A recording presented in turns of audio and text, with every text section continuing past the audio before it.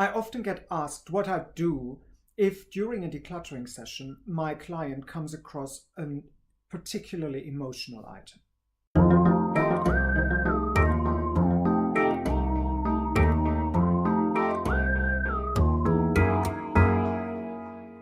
It's not unusual to come across these situations, especially since decluttering often happens after a serious change in the life of my clients. That could be a divorce, that could be downsizing, that could be loss of a parent, there could be all kinds of traumatic situations that make dealing with the stuff that we need to look at very difficult. And it can be a very smooth ride, but most of the time it's a smooth ride with the occasional wobble. And those wobbles can be substantial. Just let me give you an example. A couple of weeks ago, I worked with a lady who was looking at things that were left after a divorce. And she hadn't actually looked at them for about 3 years. And we made quite a lot of headway through the paperwork and looking at the different papers. And she was able to discard a lot of them because after 3 years, there is a lot of stuff that isn't relevant anymore. So we had a big pile of discard, a big pile of shred, and a smallish pile of maybe I have to look at that, but I can do it on my own. But at some point, we came across an item that changed the mood completely. As a declutterer, I'm looking at how my client proceeds. And usually there's a flow in that. And if something comes out that spooks them, I can feel that.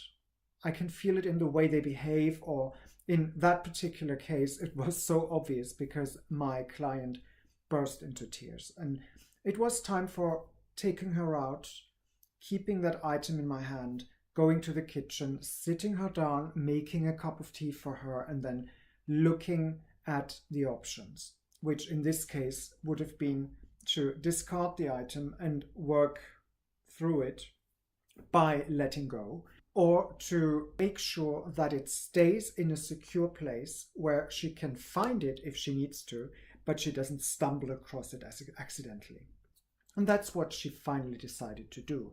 So we ended up putting that item in a very clearly marked box that would be obvious for her when she comes across it, so it doesn't jump her accidentally. And she was really happy about that. She felt like things had been taken care of in a way that allowed for her to continue with the declutter as we got back into the flow, but at the same time being able to work through that traumatic item on her own. And we finished with quite a positive note because that wobble was managed in a way that suited the client. Now, one of the things as a declutterer I find is very important to do is to go with the flow and to be open to realize when a wobble comes up and to be able to deal with that wobble.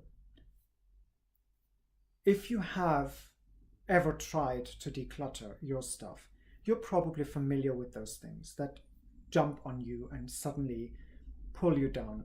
If you haven't, be aware that it might happen at some point. In those cases, don't despair, just give it time. Give that item a bit of space. Put it aside. Don't worry too much about it at that time. If you need a breather, take one. But then go back into the flow and revisit that item later on when you're not in working mode anymore, but you can actually sit down and consider what to do with it. Again, the main options are letting go or making sure that it doesn't surprise you. Think about this, stay clutter aware, and come back next time.